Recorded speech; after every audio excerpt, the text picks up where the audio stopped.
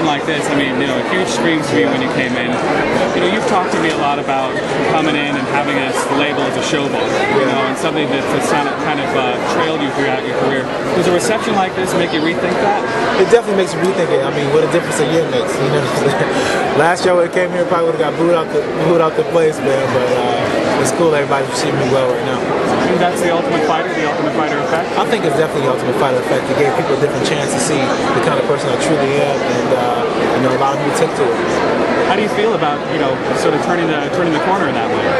It feels good, man, because it's one thing to be known for just being out there for like 15 minutes at a time, and people get to see glimpses of you. But it's another thing to have 13 weeks of people following you and kind of getting to see your character and kind of see how you really are, and it shows people a different side of you that they normally wouldn't get to see. Why do you think you came off as a hero on the show, if you did? I don't know. Maybe because Rampage looked so bad.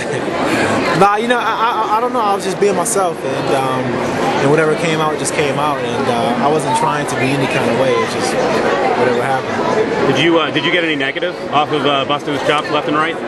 Any fans? For my moms, I got a lot of grief. My mom, she liked Rampage. She told me before I went on the show. She said, "Rashad, be nice to Rampage. I just feel so sorry for him, Rashad." That's what my mom told me. Did she feel sorry for him after the show? Nah, she didn't feel sorry for him, man. But she still liked Rampage, though. All right. How do you feel about 2009 when you look back on it? It had really highs and then the low of the Machida fight. It had the low and then it had the high. It's tough, man, because I never not won.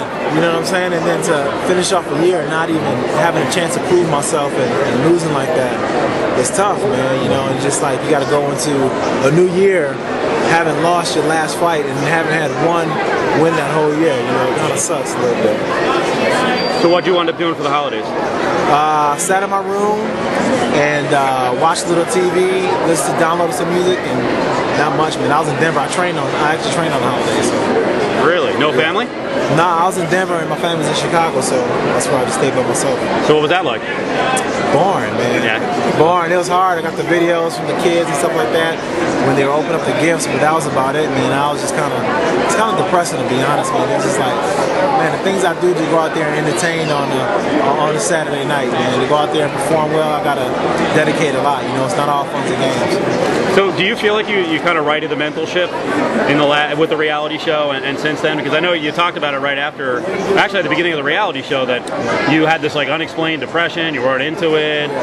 You talked to no fighters ever talk about crying. You even mentioned that a little bit. Yeah. I mean, I was in a rough spot, man, because to lose your first time, to lose in such a dramatic fashion, to just be dominated, it's the most humbling, most it's the worst feeling in the world, and not having a chance to go out there and prove yourself again, not only to your fans but to yourself. And that's the biggest proving that I had to do to myself, and that's what hurt me so bad, because I didn't think that nothing like that could ever happen to me. So how long did it take to kind of get fired up about this fight, knowing for the longest time mentally you were prepping and doing all the trash talk and setting up the whole mental game with Quinton, and then he's out and now you got to fight another guy?